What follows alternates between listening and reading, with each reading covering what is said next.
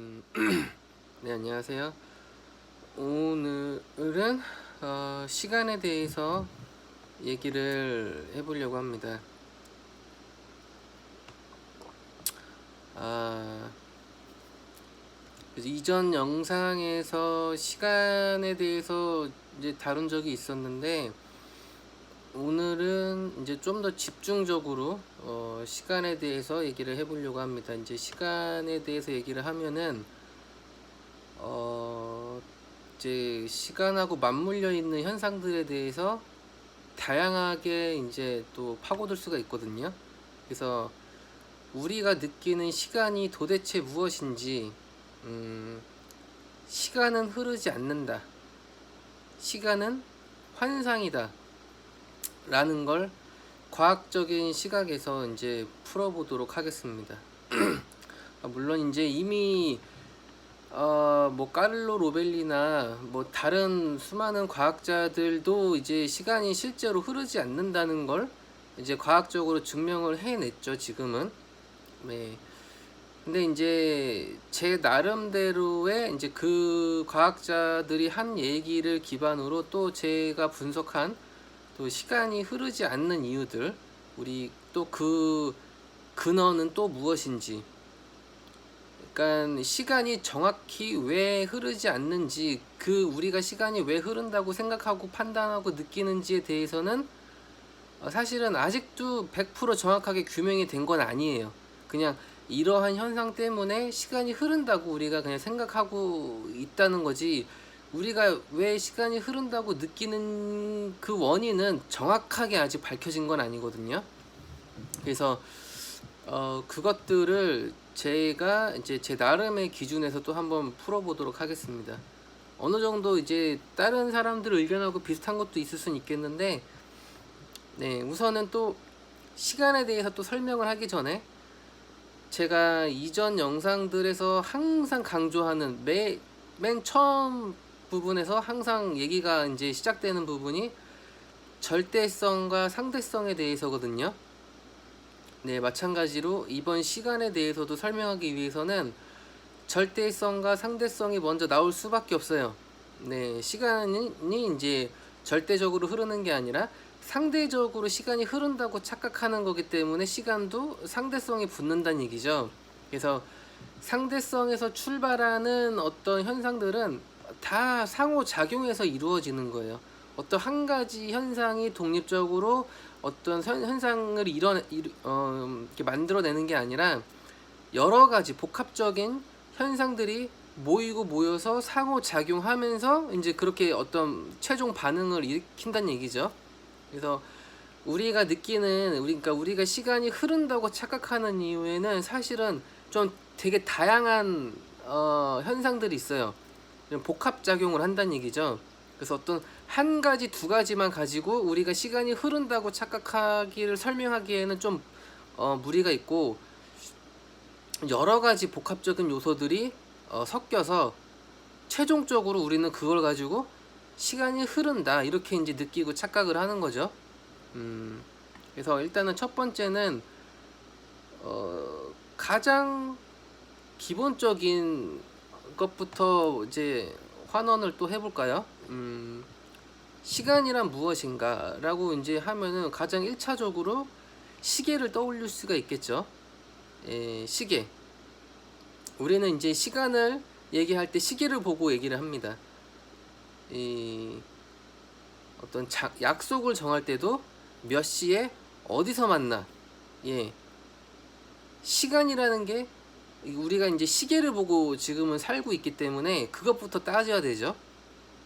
그리고 어디서 만나, 뭐 장소가 반드시 또 있어야겠고, 시간만 알고는 우리가 약속을 정할 수가 없어요. 어떤 위치를 알고 있어야지만 약속을 정할 수 있다는 얘기죠. 그럼 만약에 시계가 없어요. 시계는 자연적인 현상에서 이제 원래 있는 게 아니라 인간이 만들어낸 게 시계죠. 그래서 지금 우리는 이제 뭐 벽시계도 있고 전자시계, 디지털 시계도 있고 손목 시계도 있고 뭐 핸드폰 시계, 뭐 다양한 시계가 있잖아요. 이 시계를 인간이 만든 거고, 이 시계를 이제 측정하는 기준이라는 게 있어요. 우리는 이제 이 시계를 어떻게 측정을 하냐면은, 일단은 또 1차적으로 보면은 영국의 그 그리니치 천문대라는 데가 있죠. 세계 표준시인데, 그 그리니치 천문대에서 정한 시간을 기준으로 세계 표준시가 정해지는 거예요. 그거를 이제 우리는 GMT 시간이라고 하거든요. 그래서 우리가 그 지구상에서 이제 각 국가별로 시간이 다 다르잖아요. 해가 뜨고 지는 기준이 다 다르기 때문에 시간이 다 다르죠. 뭐 미국은 우리보다 이제 8시간인가 9시간이 느리고 뭐 이런 현상이 있죠. 그래서 그 시간을 플러스 GMT 몇 시간 뭐 이런 식으로 이제 하는 거죠. 네. 그래서 이 시간이라는 거는 이제 국가별로 지역별로 다르고, 근데 그 이제 표준 시간이라는 거는 우리가 어떤 전 세계에서 서로 동의해서 표준시를 정한 게 이제 그리니치 천문대의 GMT 시간이란 얘기죠. 그러면 이제 GMT 시간 그리니치 천문대는 또 무엇을 기준으로 시간을 정했냐면은, 가장 기본적으로 우리 인간이 시간을 느낄 수 있는 거는 지금으로서는 한 가지밖에 없어요. 태양을 기준으로 하는 시간. 물론 이제 원자 시계라는 것도 있어요. 이제 세슘 원자, 이제 원자 중에서 세슘 원자라는 게 있거든요. 그게 1초에 뭐 수십만 번을 진동을 한다고 하니까, 이제 가장 정확한 시계는 이제 원자 시계가 되겠죠. 그치만은 이제 그거는 이제 그 전문적인 영역이고, 우리가 일상에서 사용하는 시간은 해가 뜨고 지는 걸 가지고 우리가 판단하는 시간을 쓰고 있는 거거든요. 우리가 이제 하루 24시간은 이제 지구가 자전을 하는 시간이죠. 한 바퀴 도는 시간.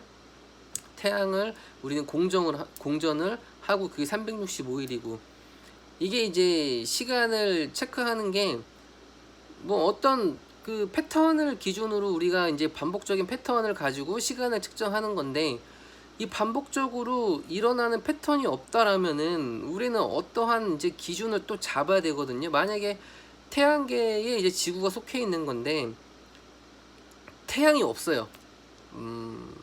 물론 태양이 없으면은 지구는 존재할 수가 없어요. 우리는 태양에 나오는 그 태양광, 태양열, 이런 태양 에너지를 기준으로 우리 생명체들이 살아가고 있는 거거든요. 뭐 식물들 같은 경우에는 광합성 작용을 필수로 해야 되죠. 광합성, 태양광. 그러니까 태양이 없으면은 지구상의 모든 생명체들은 살 수가 없어요. 그래서 뭐 태양이 없다고 가정을 하면은 사실상 지구도 없겠죠. 하지만은 그래도 가정을 한번 해보자고요. 뭐 완전히 100%는 아니에요. 물론 이제 그 영화 중에서 그런 영화가 있는데 생각이 안 나는데, 그 어떤 태양계를 우리가 떠나야 돼요. 태양계를 떠나야지만 지구가 살 수 있어요. 그래서 지구 곳곳에 제트 엔진을 이제 달아놔요. 그래서 이제 엄청나게 큰 제트 엔진을 지구 곳곳에 달아놔서 지구가 움직여요. 지구가 움직여서 태양을 벗어나는, 그 영화 이름이 생각이 안 나는데 그 중국 영화거든요. 중국에서 이제 엄청나게 대박친 영화가 있는데, 유랑지구. 예, 이름이 유랑지구인데 굉장히 독특한 소재의 영화죠. 그래픽도 굉장히 좋고, 예, 이제 우리나라에서는 이렇게 히트를 안 쳤는데 중국 내에서는 어마어마하게 히트를 쳤다고 하거든요. 네, 되게 이제 기발한 아이디어를 이제 낸 영화죠. 저도 그런 생각을 해본 적이 없는데, 만약에 우리 태양이 이제 어떤 이상 반응을 일으켜서 태양 폭발을 한다든지, 뭐 태양이 점점 뭐 적색고생으로 막 변해가지고 막 어떤 지구에 영향을 준다든지, 그러면 우리는 태양계를 벗어나야 되거든요. 네. 근데 어떻게 지구가 스스로 움직일 수는 없잖아요. 그러니까 인간이 지구 곳곳에 제트 엔진을 막 달아가지고 지구가 움직이게끔 만드는 거죠. 그러다가 이제 목성까지 가면서 목성의 중력을 이기지 못해서 목성하고 이제 충돌할 뻔한 뭐 어떤 그런 소재를 다루는 게 이제 유랑지구인데, 예, 뭐 여기까지 얘기를 했지만 아무튼 태양계가 없어도 이런 방식으로 우리는 살 수는 있어요, 이론적으로. 뭐 현재 기술로 유랑지구 프로젝트가 가능할지 모르겠지만 일단은 가능성은 있다는 얘기죠. 그래서 뭐 태양이 없어도 또 지구가 태양계를 떠나도 일단은 살 수는 있다. 예, 이론적으로. 네. 그래서 우리가 시간이라는 거를 체크를 할 때 태양이 꼭 없어도 된다는 가정하에서, 그럼 태양이 없으면은 우리는 하루 24시간이라는 거를 어디서 체크를 할까요? 그걸 하루 24시간은 어디서 나왔죠? 우리가 하루라는 그 기준, 24시간이라는 그 기준은 원래 정해진 기준이 아니에요. 태양이 뜨고 지는 기준이 지구가 자전하는 그 자전 주기가 24시간이기 때문에 우리는 태양이 뜨고 지는 그걸 가지고 하루라고 규정을 하는 거거든요. 그렇다면은 태양이 없다면 우리는 하루라는 거를 굳이 도입할 이유가 없어요. 뭐 물론 지금은 우리가 하루라는 게 익숙해져 있기 때문에 뭐 다른 기준을 이제 찾겠죠. 그럼 다른 기준에서는 그 하루가 24시간이 아니라 하루가 뭐 500시간이 될 수도 있고 1000시간이 될 수도 있겠죠. 그러면 그때 가면은 우리는 하루가 1000시간이 돼요. 근데 우리는 이미 24시간 하루에 익숙해져 길들여진 인간이기 때문에 하루만 24시간만 지나면은 졸려요.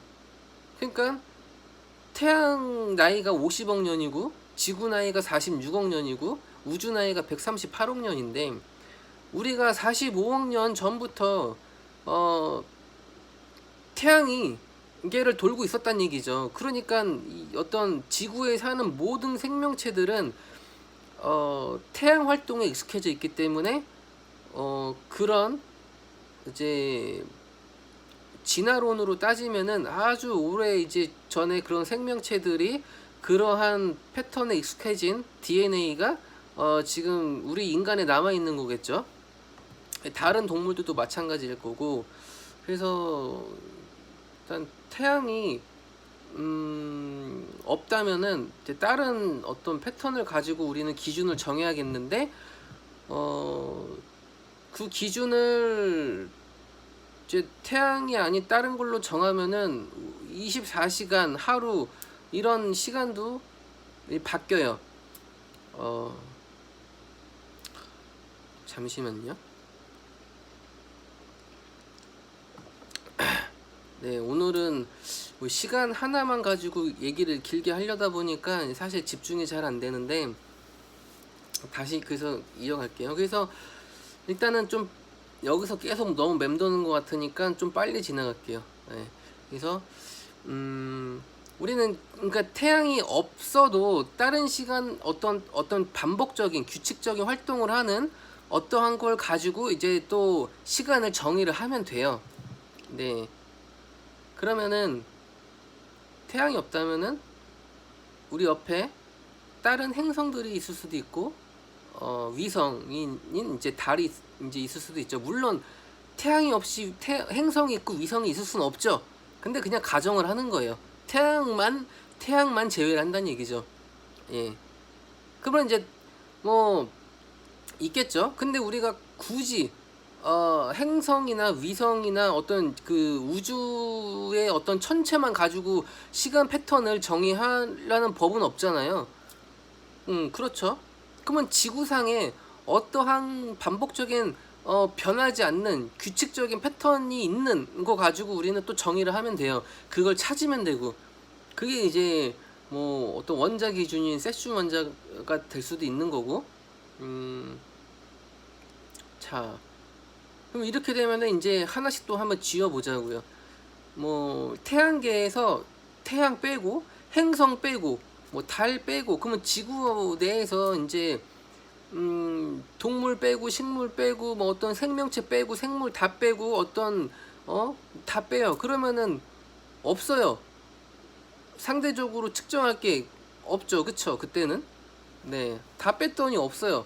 그러면은 시간이라는 거는 이것저것 다 뺐더니 우리가 비교할 만한 대상이 없어요.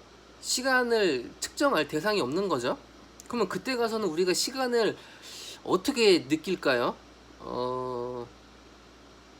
뭐 아무것도 없어요.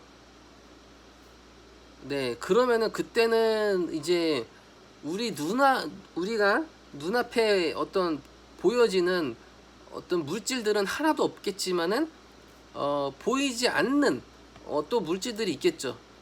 네, 그것들도 이제 아무것도 없다고 가정을 하자고요. 예, 그러면 이제 무가 되는 거죠.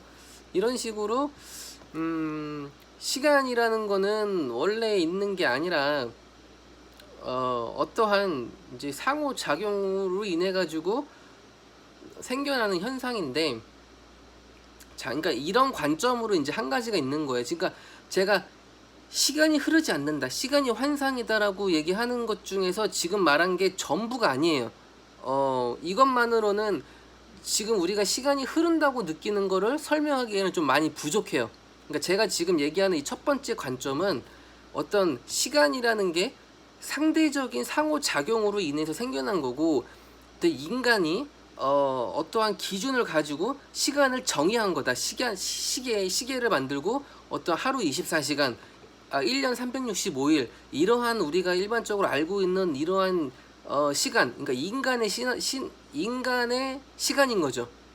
예, 그러니까 제가 첫 번째 말하는 이 시간이라는 거는 인간이 정의한 시간이고, 그러면은 인간이 정의하기 이전에 자연적으로 흐른다라고 느낄 만한 시간에 대해서 이제는 얘기를 해볼게요.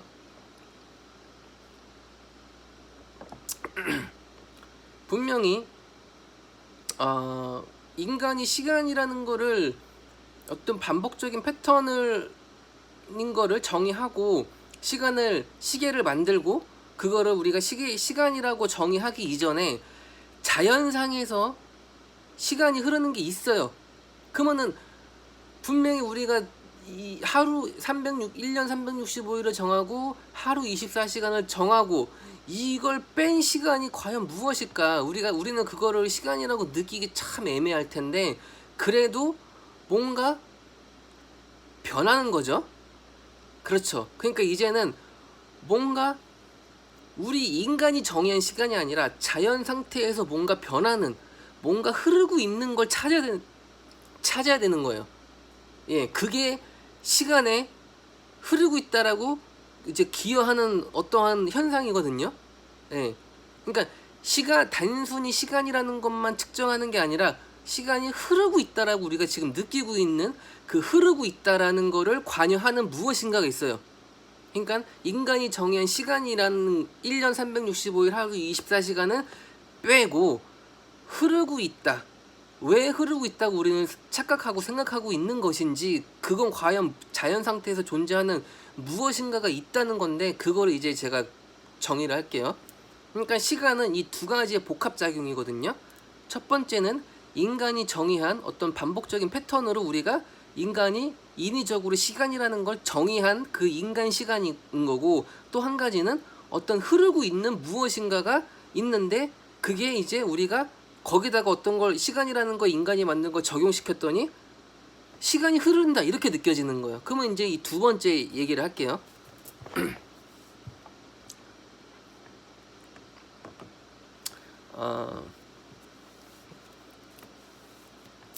이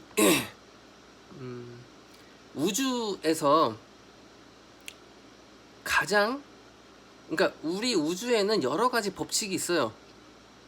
여러 가지 법칙이 많죠. 근데 그 중에서 가장 최상의 법칙이 있어요.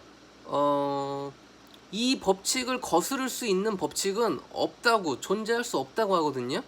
과학자들도 다 그렇게 동의를 해요. 그게 뭐냐면은 열역학 제2법칙이에요. 엔트로피의 증가라고 하는데, 이게 열역학이 뭐냐면은, 그러니까 그러니까 열역학 제1법칙은 에너지 보존 법칙이고 열역학 제2법칙은 엔트로피 증가를 이제 얘기를 하는 거거든요. 그래서 우리가 시간이라는 게 과거에서 미래로 이제 일정하게 한 방향으로 가잖아요. 그러니까 우리가 이제 시계 방향이라고 하는 것도 시간이 뭐 1시, 2시, 3시, 4시, 5시, 6시 이렇게 가지 시간이 거꾸로 흐르진 않는다는 얘기죠. 시간은 무조건 과거에서 미래로 이동을 한다는 얘기죠. 하지만 과거, 현재, 미래라는 것도 우리가 시간을 만들었기 때문에 과거, 현재, 미래가 있다고 착각하는 거지 사실은 과거, 현재, 미래라는 것도 없어요. 이거는 이제 나중에 얘기할게요. 지금 이제 딴 거 얘기하니까. 그래서 뭐 얘기했었지? 그래서 그쵸. 그러니까 이제 뭔가 흐르고 있는데 그 흐르고 있는 걸 얘기를 지금 한 건데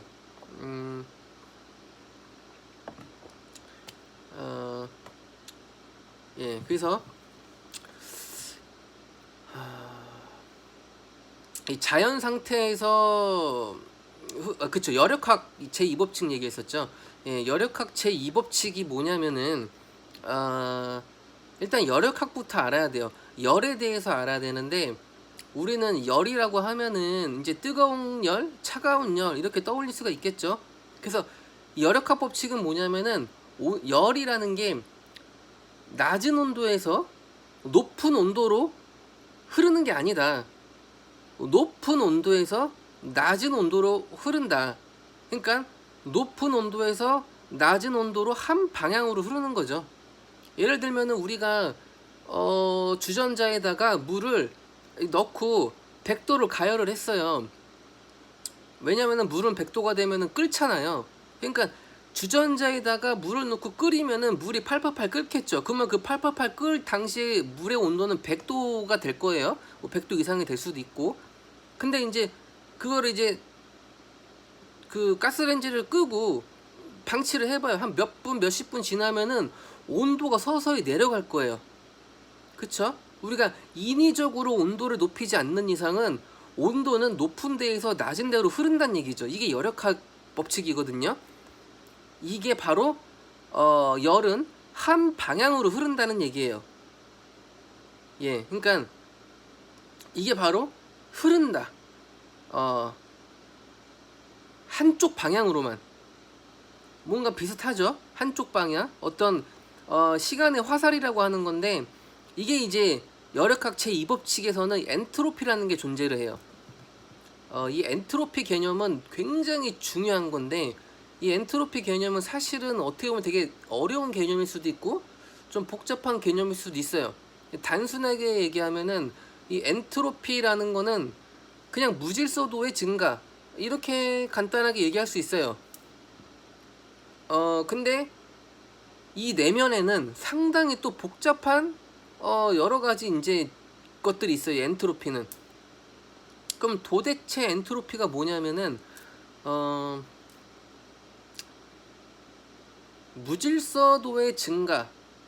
그러니까 이게 하나의 법칙이에요. 제가 아까도 얘기했다시피 우리 우주에서는 절대 이 열역학 제2법칙의 엔트로피 법칙을 넘어설 수 있는 법칙은 존재하지 않아요. 그러니까 가장 최상위 법칙이란 얘기죠. 그 얘기는 뭐냐면은 이 우주에서 어떤 현상들이 일어나는 가장 기본 중에 기본 법칙에 자리하고 있는 게 엔트로피라는 거예요.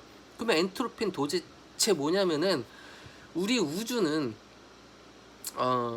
무질서도가 증가하는 방향으로 흐른다. 그러니까 우리 우주의 엔트로피는 계속 증가한다 라는 거예요. 그러니까 무질서도가 계속 증가한다는 얘기죠. 그럼 무질서도는 뭐고 무질서도는 왜 증가하느냐 이제 이걸 따져야 되거든요. 그럼 뭐 무질서도가 뭔지부터 이제 이해를 해야 돼요. 예를 들면은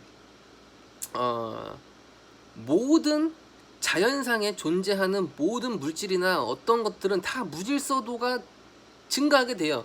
뭐 예를 들면은 제가 지금 여기 방에 이렇게 있잖아요.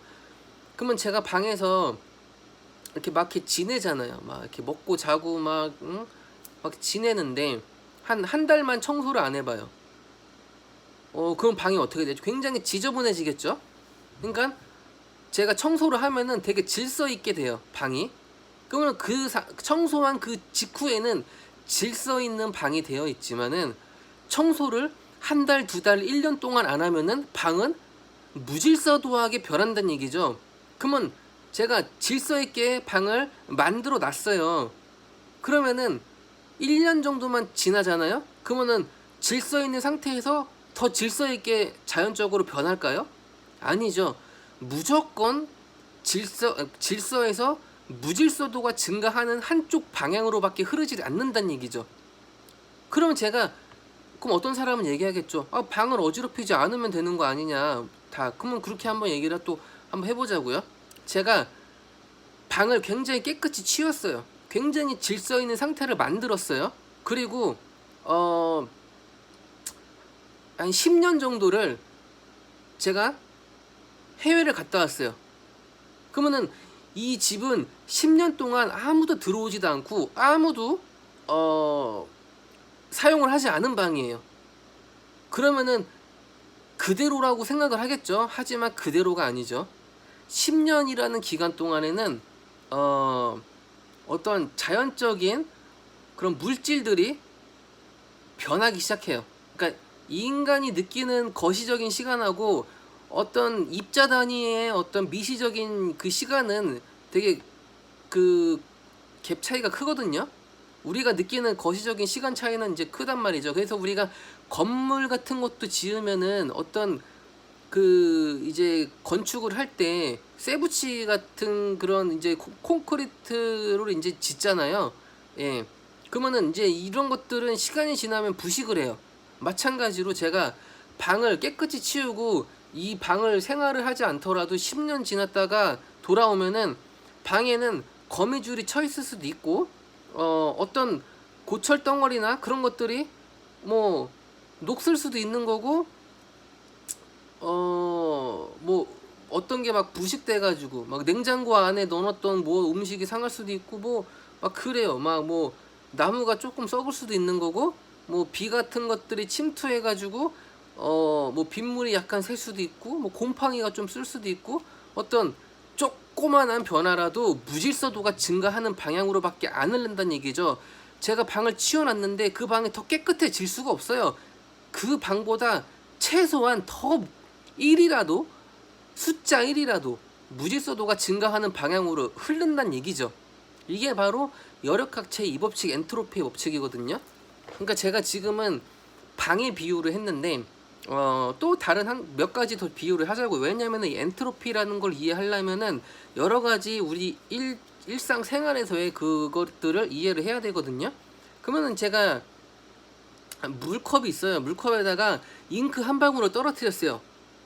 그럼 순식간에 물과 잉크는 뒤섞일 거예요. 그쵸? 그러면은 질서 있는 상태에서 제가 잉크를 떨어뜨렸더니 무질서도하게 변했어요. 근데 이미 무질서도가 변한 거를 이거 제가 다시 잉크 한 방울로 바꿀 수 있을까요? 이미 다 뒤섞어 버렸는데 안 되겠죠. 그쵸? 절대 그 이전으로 되돌아갈 수가 없단 얘기예요. 한번 무질서도하게 변한 것들은 질서 있는 형태로 다시 돌아갈 수가 없어요. 뭐 다른 형태로 또 제가 계란 후라이를 해 먹으려고 계란을 깨서 이렇게 했어요. 후라이를. 그러면은 계란 후라이가 이렇게 됐죠. 그러면은 그걸 다시 원래의 계란 형태로 100% 복원할 수 있을까요? 못해요. 이미 무질서도하게 변했는데 돌아갈 수가 없단 얘기죠. 그러니까 이 자연이라는 거는 애초에 엔트로피 개념이 우주 가장 최상의 법칙에 적용이 되어 있다는 거예요. 그래서 우리 우주는 무질서 시간이 그러니까 자연 상태에서 무질서도가 증가하게끔 설정이 이미 되어 있는 거예요. 그래서 우리가 시간이라는 개념도 과거에서 미래로만 향하지 미래에서 과거로 돌아갈 수 없어요. 물론 과학적으로는 이게 확률이라는 게 있긴 있어요. 완전히 우리가 과거로 돌아갈 수 없는 상황이 0%인 건 아니에요. 아주 극히 낮은 확률로 존재는 하지만 그거는 진짜 말도 안 되는 확률이고, 그 말도 안 되는 확률은 사실 0은 아니란 얘기죠. 네, 그런 확률이 있긴 있대요. 뭐 이 미시 양자 세계에서는 불가능이란 없어요. 실제로 우리가 진짜 이 강철로 된 어떤 박스 안에 인간이 갇혀 있다고 치자고요. 뭐 한 두께가 막 한 한 10m가 넘는 그런 이제 공간에 갇혀 있어요. 근데 그 안에서 못 빠져나오겠죠. 갇혀 있으면 인간이 어떻게 빠져나와요. 근데 이론상으로는 우리가 한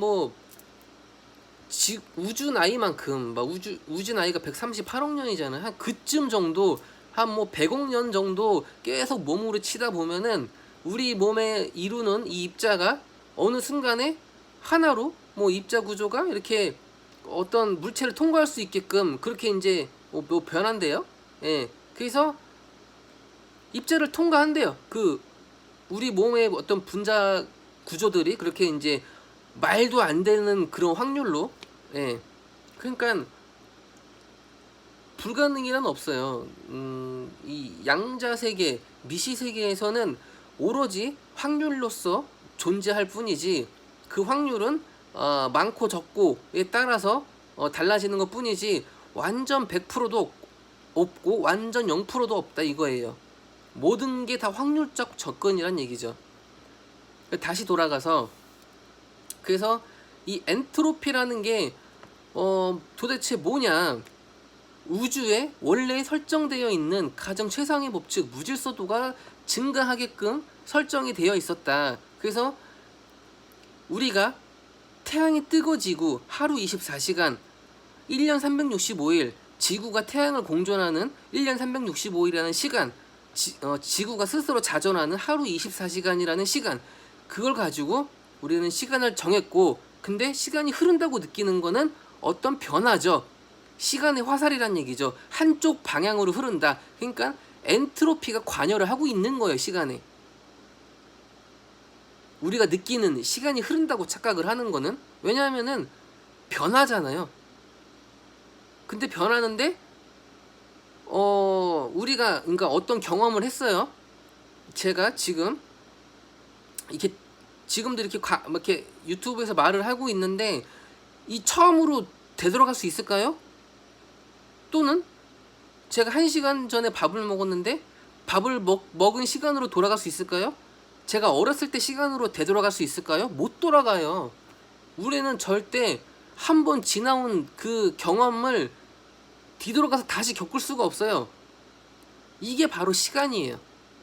그러니까 우리가 과거, 현재, 미래를 나누는 거는 돌아갈 수 없기 때문에, 돌아갈 수 없다는 얘기는 이 엔트로피라는 게 무질서도가 증가하는 한쪽 방향으로밖에 흐르지 않기 때문에 복원이 안 되는 거죠. 엔트로피는 질서 있는 방식으로 돌아갈 수가 없어요. 마찬가지로 우리가 느끼는 이 시간이라는 것도, 우리가 정의한 이 시간이라는 것도 우리가 한번 겪은 거를 다시 되돌아가서 다시 겪을 수가 없다는 얘기죠. 그러니까 우리가 인간이 정의한 시간이라는 기준 첫 번째, 두 번째는 자연상에 존재하는 어떠한 흐르고 있다 한쪽 방향으로, 그게 바로 이 두 가지가 결합을 하니 지금 현재 우리가 느끼는 시간이 흐르고 있다라고 이제 생각을 하는 거죠. 그러면은 과거, 현재, 미래는 뭐냐? 이거 정의를 하면은 단순해요.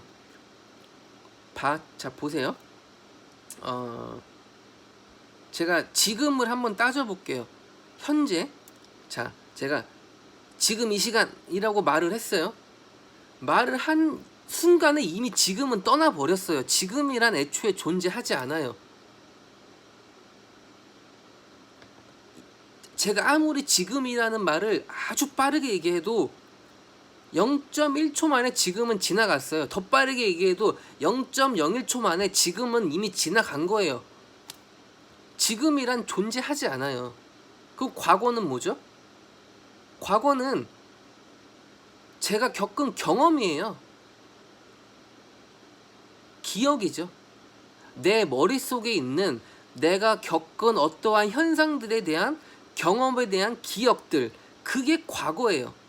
내 머리에 기억하지 않는 경험들은 과거가 아니에요. 왜? 기억조차 없고 경험조차 없는데 그걸 어떻게 과거라고 할 수 있겠죠? 우리는 그냥 내가 겪은 경험인데 되돌아갈 수 없는 경험, 그걸 과거라고 하는 거예요. 자, 보세요. 우리는 몇십 년을 살아왔어요. 근데 기억이라는 게 시간이 지나면은 왜곡이 되는 경우도 있고 아예 기억 자체가 사라져 버리는 경우도 있어요. 시간이 오래되면 기억은 사라져요. 그렇죠? 네. 자, 분명히 제가 몇십 년을 살았어요. 그러면 어렸을 때 한 뭐 5살, 6살, 뭐 이때는 진짜 기억 안 나는 사람들 대부분일 거예요. 뭐 더 어렸을 때 뭐 3살, 4살 때는 뭐 거의 대부분이 기억을 못 하겠죠.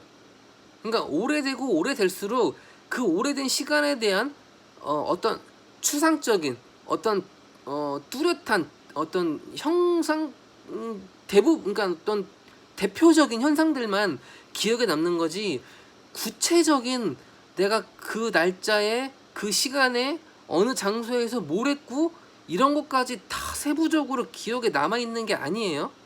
그쵸? 그러면은 분명히 나는 과거에 경험을 했는데 그 경험한 게 내 머릿속에 기억이 없어졌어요. 그러니까 기억이 사라지고 기억이 지워진 거지. 심지어 기억이 왜곡되는 경우도 있어요. 내 기억이 긴가민가 하는 경우도 있죠. 그거는 이제 기억이 왜곡되는 거예요. 사실하고 다르게 다른 내가 경험한 사실과 다르게 다른 기억을 갖고 있는 거죠. 분명히 나는 거짓말을 하는 건 아닌데 내 스스로 정확한 기억이 아니다 보니까 스스로 기억 왜곡 현상이 일어나는 거예요. 그러면은 우리가 과거, 현재, 미래라고 규정을 하고 또 타임머신이 있다고 치고 우리가 뭐 그냥 상상하는 그런 타임머신을 가지고 과거 여행을 간다고 치자고요. 근데 생각을 해봐요. 과거라고 하면은 내가 겪은 경험이고 내 머릿속에 있는 기억인데 내 머릿속에 또 없는 그런 기억을 여행을 할 수 있을까요? 그건 과거라고 말할 수 없겠죠.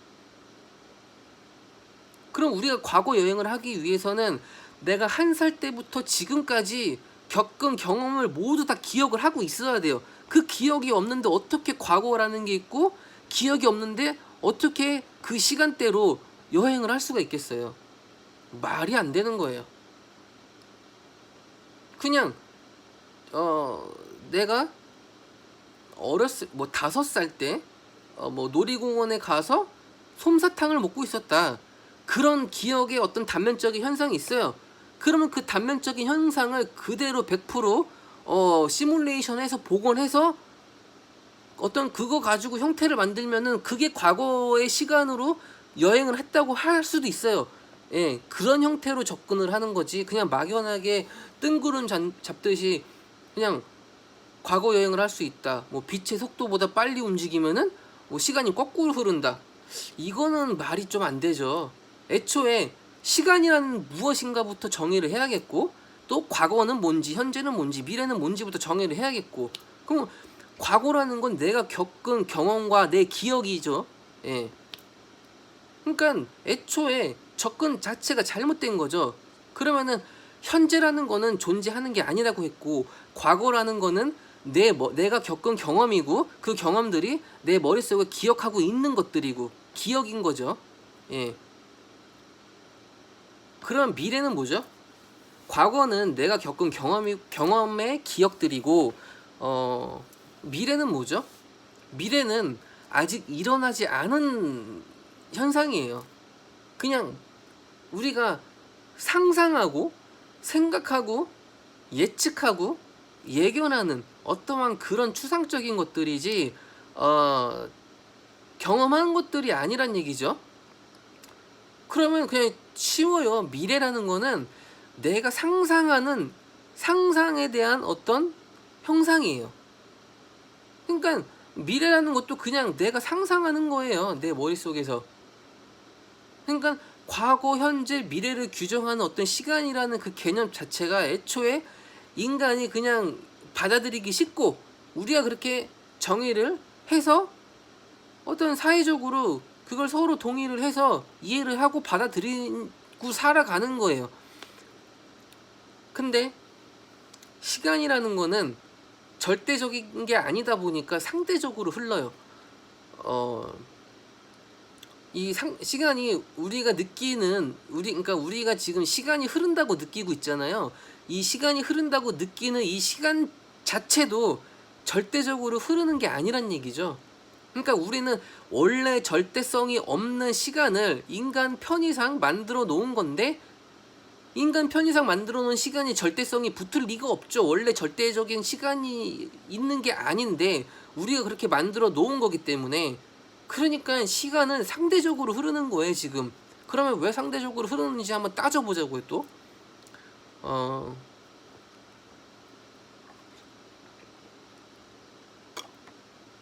대표적으로 지금 우리 인공위성 지구 상공에 인공위성이 둥둥 떠다니고 있어요. 예, 그리고 우리는 이제 지구 그 표면에 살고 있고 땅 위에. 그러면은 우리가 그 땅 위에 사는 이 지구 시간하고 지구 상공에 있는 인공위성 시간하고 1초 차이가 난다는 거 들어보신 분 있을 거예요. 그래서 우리가 자동차 운전을 할 때 내비게이션을 키잖아요. 근데 그 내비게이션은 인공위성의 그 GPS 신호를 받아서 실시간으로 전 지역에 있는 어떤 그 지도를 다 받아오는 거예요.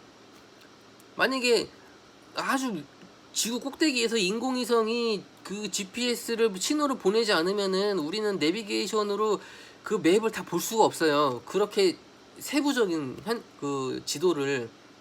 그래서 우리가 자동차 운전을 맵을 보면서 잘하기 위해서는 인공위성이 보내준 신호하고 실시간으로 즉각적으로 딱딱 맞아 떨어져야지 우리는 바로바로 길을 잘 찾아갈 수가 있거든요. 지금 바로 좌회전을 해야 되는데 1초라도 시간을 늦게 받으면은 우리는 좌회전을 해야 될 곳에서 좌회전을 못하게 되는 거죠. 시간 지연 효과가 일어나는 거니까. 그래서 지구 위의 상공의 인공위성의 시간은 1초를 늦춰요. 우리 시간하고 지구 표면에 있는 인간들의 세계의 시간하고 맞추기 위해서 일부러 1초를 늦춘다는 얘기죠. 왜? 지구 상공에 있는 인공위성 시간이 1초가 더 빠르게 갈까요? 신기하죠? 시간이 다르게 간다는 얘기예요. 그 얘기는 중력이라는 게 있기 때문이거든요. 우리는 중력이라고 하면은 그냥 끌어당김의 힘, 끌어당김의 법칙, 약간 이렇게 이제 생각을 해요. 물론 이제 과학 조금 이제 깊게 공부하신 분들은 중력이 단순히 끌어당김의 힘이 아니라는 거는 알고 있는 사람도 있을 텐데 우리가 그냥 보여지는 거는 이제 중력이 어떠한 것들을 끌어당기는 것처럼 보이기 때문에 끌어당긴다 이렇게 생각을 한단 말이에요. 그래서 지구라는 게 있고 이제 지구 안에 내핵이 있어요. 핵이라는 게 있기 때문에 그 핵이라는 게 엄청 무거워서 우리를 끌어당기고 있다. 지구 그 지각 표면 위에 있는 어떤 그런 물체들을. 그래서 우리는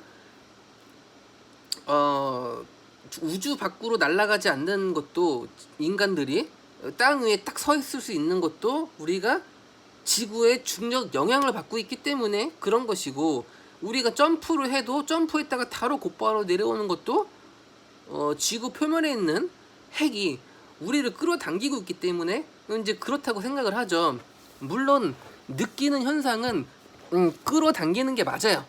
근데 그 내면에는 사실은 중력이라는 거는 뉴턴의 중력과 아인슈타인의 중력은 서로 다른 중력이에요.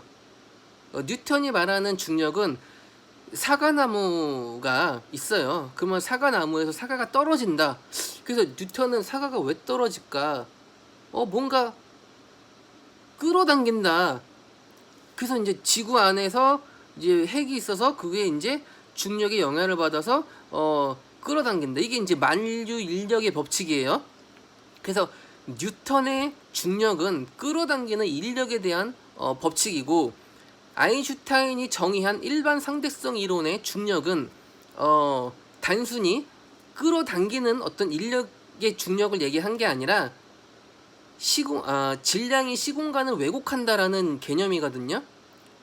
그러니까 이게 무슨 얘기냐면은 어떠한 질량을 갖고 있는 물체가 있어요.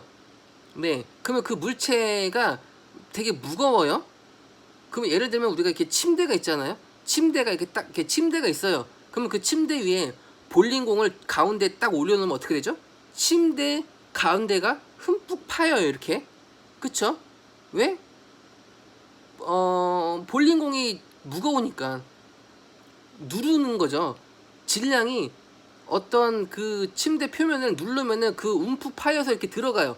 그러면은 그 움푹 파인 그 공간에 구슬을 이렇게 올려놓으면은 그 구슬은 그 볼링공 주변을 이렇게 돌다가 내려갈 거예요.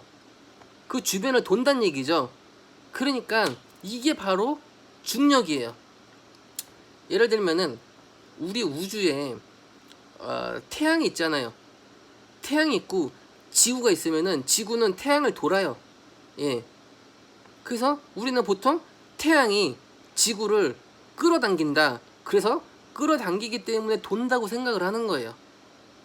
태양이 지구로 끌어당기니까. 근데 그게 아니라 아인슈타인의 일반 상대성 이론은 태양이 지구보다 질량이 훨씬 더 크고 무거워요. 그러면은 우리는 눈에 우주에는 상하 좌우가 없어요.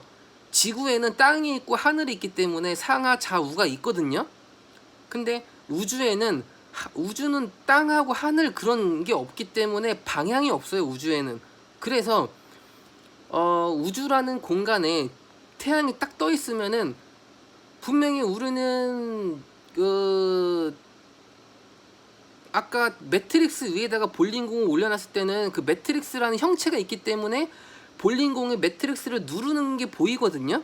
하지만 우주에서는 태양이 우주 표면을, 그러니까 우주에는 상하 좌우가 없기 때문에 표면에 어떤 그런 개념도 없어요. 그냥 태양이 우주의 공간을 누르는 거예요.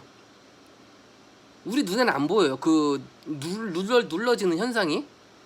그래서 태양이 우주에 딱 떠 있으면은 그 태양 주변에는 볼링공이 매트릭스 위에 올려서 매트릭스를 누르는 것처럼 태양 주변의 공간은 이렇게 눌려 있어요. 그러면은 이제 움푹 패이겠죠. 근데 우리 눈에는 그냥 태양이 떠 있는 거예요. 하지만은 실제로는 눈에 보이지 않는 그 공간에는 태양이 움푹 눌러가지고 그 공간에 시공간이 왜곡이 되어 있다는 얘기죠. 그래서 태양 주변에 지구가 있으면은 지구는 우리가 볼링공 위에 구슬을 놓으면은 그 구슬이 볼링공 움푹 패인 곳을 이렇게 동글동글 이렇게 도는 현상처럼 지구는 태양이 시공간을 왜곡했기 때문에 그게 움푹 패인 그 자리를 도는 거예요. 그러니까 사실은 끌어당기는 게 아니라 시공간이 왜곡이 돼서 그 주변에 어떤 천체들이 영향을 받는 거죠. 근데 우리는 매트릭스가 안 보이기 때문에 단순히 끌어당기는 것처럼 보이는 거예요. 자, 이제 시공간이 왜곡되는 현상에 대해서 얘기를 한 건데, 그러면은 이제 시간이 왜 인공위성하고 지구 시간하고 왜 1초 차이가 나고, 그거는 중력이 행사하고 있다는 얘기고, 그러면은 중력은 시공간이 왜곡한다는 얘기고, 이걸 다르게 또 응용을 해볼게요. 그러면은 자, 그러니까 지구에도 지구 내핵이 있어요. 우리는 지구 그 지각 그 땅 위에 서 있는 인간이고, 그러면은 내핵이 그 철로 이루어져 있으니까 굉장히 무겁고 질량이 크거든요. 그러면은 우리는 그 중력 행사를 누가 하느냐면은 지구 가장 깊숙이 있는 핵이 그 중력 행사를 하고 있는 거예요. 그러면은 우리는 그 내핵에 가까우면 가까울수록 중력의 영향을 많이 받는다는 얘기죠.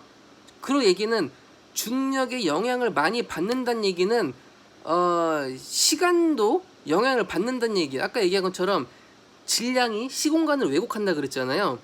시간조차도 어떠한 왜곡된 곳에 들어가면은 시간도 같이 빨라지고 느려지고가 정해져요. 그래서 우리가 블랙홀 근처에 가면은 시간이 굉장히 느려진다고 하잖아요. 그 인터스텔라 영화 보면은 그 블랙홀 주변에 그 쿠퍼 일행이 이제 갔더니 한 뭐 2시간? 뭐 몇 시간 이제 있다가 왔더니 지구에서는 뭐 5년, 10년, 몇 년이 지났어요. 단 몇 시간 체류한 건데 지구 시간으로는 몇 년이 지나가 버린 거죠. 예, 엄청난 시간 차이가 발생한 거예요. 그러니까 중력이 크면 클수록, 그러니까 중력이 크다는 얘기는 질량이 어마어마하다는 얘기죠. 그러면은 질량이 어마어마하면은 그 공간을 누르는 힘이 얼마나 깊숙이 내려갔겠어요. 그러니까 태양이 요 정도만 눌렀다면은 블랙홀은 아주 깊이 눌렀 거예요. 그러면은 그 시간도 더 깊이 들어간다는 얘기죠.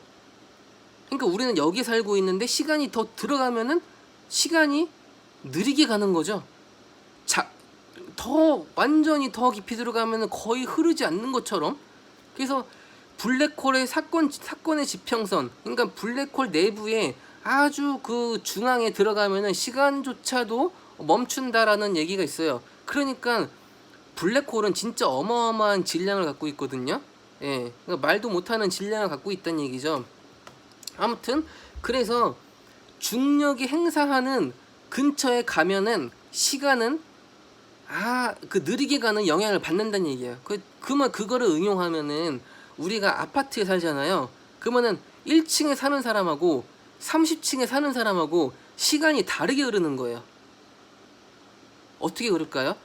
1층에 사는 사람은 지구 땅 표면하고 가깝잖아요. 지구 땅 표면은 지구 내핵하고 가깝다는 거고, 그러니까 지구의 중력을 행사하는 그 내핵이 멀어지면 멀어질수록 시간은 빠르게 흐르는 거예요. 그러니까 30층에 있는 사람은 1층에 있는 사람보다 상대적으로 시간이 빨리 흐르는 거고, 1층에 있는 사람은 상대적으로 시간이 더 느리게 가는 거예요. 중력의 영향을 조금 더 받으니까. 근데 보세요. 지구 상공의 인공위성하고 지구 표면의 인간하고 1초밖에 차이 안 난다고 그랬죠. 그러면은 우리가 지구 상공 그 위에 저기 그 공간하고 여기까지 그 거리를 따지면은 몇백 킬로미터, 몇천 킬로미터 막 된단 말이에요. 그러면은 고작 30층 차이는 1초가 아니라 0.1초도 아니고 0.001초도 아니고 거의 뭐 미세하게 시간 차이가 나겠죠. 예를 들면 뭐 1층에 사는 사람하고 30층에 사는 사람하고 시간 차이가 0.00000000001초 뭐 한 이쯤 차이가 날 수도 있어요. 정확한 건 아니지만은 그 정도로 우리가 무시해도 아무런 상관이 없을 정도의 시간 차이가 일어나고 있다는 얘기죠. 그러니까 우리는 그냥 무시하고 사는 거지만은 실제로는 시간 차이가 난다는 얘기예요. 그래서 시간이라는 거는 이렇게 상대적으로 흐르고 있다는 얘기고, 우리는 그런 시간을 느끼고 살고 있는 거예요. 예. 그래서 정리를 하면은 시간이라는 거는 원래 자연상에서 시간이라는 게 있는 게 아니다.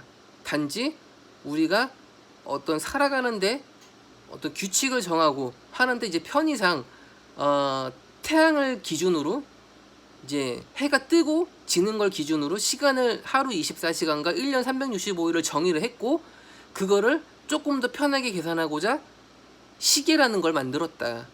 그래서 그 시계라는 걸 가지고 우리는 시간이 흐른다 라고 느끼는 거고, 그 흐른다라는 거는 엔트로피가 그 어떤 그 시간의 화살을 관여를 하고 있다는 얘기죠. 한쪽 방향으로밖에 무질서도가 흐르지 않는다. 예. 그래서 여기까지 이제 시간은 사실은 환상이다. 그리고 시간은 흐르지 않는다. 과거, 현재, 미래도 사실은 존재하는 게 아니다. 우리가 그렇게 정의하고 느끼고 살아가는 것 뿐이다. 예. 엔트로피에 대해서 조금 더 얘기해주고 싶지만은 조금 얘기 더 할게요. 그 엔트로피 이왕 꺼낸 김에. 왜냐면은 엔트로피는 제가 이전에도 조금 다뤘었고 오늘도 엔트로피 얘기를 많이 했는데 뭐 다음 회에 엔트로피를 집중적으로 얘기하기에는 오늘도 엔트로피를 많이 해서 조금만 더 보태면은 엔트로피 개념은 다 끝날 것 같아요. 그래서 이제 엔트로피는, 자, 이거는 이제 제가 좀 연구한 분야예요. 일반적으로 그냥 엔트로피는 뭐 열역학 제2법칙이고 열은 한쪽 방향으로밖에 흐르지 않고 그것은 이제 무질서도가 증가하는 방향으로 간다. 그리고 한 가지 더 있어요. 그리고 우리 우주는 고립계예요. 고립되어 있죠. 왜냐면은 우리 우주는 다른 우주하고 소통을 못해요. 물론 다른 우주하고 소통을 한다는 그 가정도 다중우주가 있어야지만 가능한 거고, 우리 우주는 현재로서는 그냥 하나밖에 없다고 사람들이 생각을 하고 있기 때문에 그냥 독립적인 하나의 우주죠. 그러니까 갇혀 있는 거예요. 그러니까 엔트로피라는 그 무질서도가 다른 쪽으로 새어나가질 못해요. 그러니까 고립되어 있는 거죠. 예, 그러니까 엔트로피가 계속 발생이 되는 고 그게 다른 쪽으로 새어나가지 못하니까 계속 증가하고 있는 거예요. 그래서 엔트로피는 무조건 증가하는 방향으로, 그러니까 우리 우주의 엔트로피는 항상 증가한다라는 게 엔트로피 첫 번째고, 그리고 이제 두 번째는 지구거든요. 우리는 지구 안에 살고 있잖아요. 그러니까 인간은 지구 안에 살고 있기 때문에 지구에서의 엔트로피의 작용 법칙은 조금 달라요. 왜냐면은 지구는 열린 개이자 닫힌 개이거든요. 그냥 쉽게 얘기하면 열린 개라고 보면 돼요. 그 열린 개는 뭐냐면은 우리가 지구가 이렇게 있으면은 지구 밖에 뭐 태양이 있고 달이 있고 뭐 다른 행성, 뭐 다른 항성들이 막 이렇게 우주에 수도 없이 많잖아요. 대표적으로 태양이 있으면은 태양 에너지가 지구로 들어와요. 태양빛이 들어오고 태양열이 들어오고, 그쵸? 그러니까 에너지가, 그러니까 지구 외부의 에너지가 지구 내부로 들어온다는 얘기예요. 그거는 지구가 열려 있다는 얘기죠. 예. 그리고 지구에 물질도 들어와요. 뭐 운석이나 어떤 뭐 그런 것들이 이제 지구로 들어오죠. 뭐 소행성까지는 아니더라도 어떤 운석들은 지구에도 아직도 뭐 이렇게 들어오고 있어요. 조그마한 운석들은. 예. 그러니까 지구의 물질과 에너지가 같이 동시에 들어오고 있는 거예요. 그러니까 우리는 열린 개라고 보면 돼요. 그건 뭐냐면은 반대로 지구에 있는 것도 밖으로 내보낼 수가 있다는 얘기죠. 네. 그 얘기는 우주 전체의 엔트로피는 항상 증가한다고 했잖아요. 그러면은 지구도 우주의 일부분이기 때문에 지구에도 엔트로피가 올라가요. 왜? 우주의 엔트로피는 항상 증가한다. 그러면 지구의 엔트로피도 항상 증가하는 거죠. 그런데 지구의 엔트로피는 지금은 우리가 좀 낮추고 있어요. 왜냐면은 인간이 살고 있기 때문이죠. 지구에는 인간이 살고 있고 우리 인간은 자신의 엔트로피를 낮추고자 다른 외부의 엔트로피를 높여요. 이걸 조금 쉽게 생각하면은 냉장고가 있어요. 그러면 우리가 냉장고, 그러니까 더 쉽게 얘기하면은 그 이제 생선이 있어요. 그럼 우리는 생선을 자연 상태에다가 한 며칠만 놔두면은 막 부패하잖아요. 생선이 썩는다는 얘기죠. 왜? 엔트로피는 무질서도의 증가기 때문에 자연 상태에서 방치하면은 이 생선은 더 싱싱하게 변할 리가 없어요. 더 안 좋아지는 쪽으로 무질서도하게 변한다는 얘기죠. 엔트로피의 영향을 받고 있다는 얘기죠. 지구에서도. 근데 우리 인간은 생선이 자연 상태에서 부패하게 놔두질 않아요. 그럼 어떻게 하죠? 냉동실에 넣어놓는다는 얘기죠. 냉장고나 냉동실에. 우리가 냉장고를 만들었어요, 인간이. 그러면은 그 냉장고에다가 냉동실에다가 생선을 넣어두면은 그 생선은 그래도 꽤 며칠, 몇 달 동안은 싱싱하게 그래도 조금 유지가 돼요. 엔트로피가 높아지는 거를 그래도 최소화할 수 있다는 얘기죠. 100%는 아니더라도 최소화할 수 있다는 얘기죠. 엔트로피의 증가를. 예, 이런 식으로 우리는 인위적으로 지구의 엔트로피를 낮출 수가 있어요. 근데 엔트로피를 낮추면은 낮춘 엔트로피는 항상 증가한다고 했는데, 우리가 인위적으로 낮춘다는 얘기는 다른 외부의 엔트로피를 높이고 우리의 엔트로피를 상대적으로 낮추는 거죠. 그러면은 나의 엔트로피를 낮추려고 다른 외부의 엔트로피를 높이는 그런 효과가 나타난다는 얘기예요. 그러면은 냉장고를 보자고요. 냉장고를 보면은 그 냉장고에서는 그 냉장고 안에는 되게 차갑죠. 하지만 이 냉매 효과를 하기 위해서는 그 냉매 법칙에는 그 냉장고에 그 통풍기 환기구가 있잖아요. 거기서 바람이 나오죠. 근데 그 바람을 만져보면 뜨거운 바람이 나와요. 예. 그러니까 냉장고 안에 온도를 차갑게 유지하기 위해서는 외부로 뜨거운 바람을 배출시킬 수밖에 없다는 얘기죠. 그러니까 냉장고도 자신의 엔트로피를 낮추고자 외부의 엔트로피를 올리는 효과예요. 마찬가지로 우리 인간들도 똑같아요.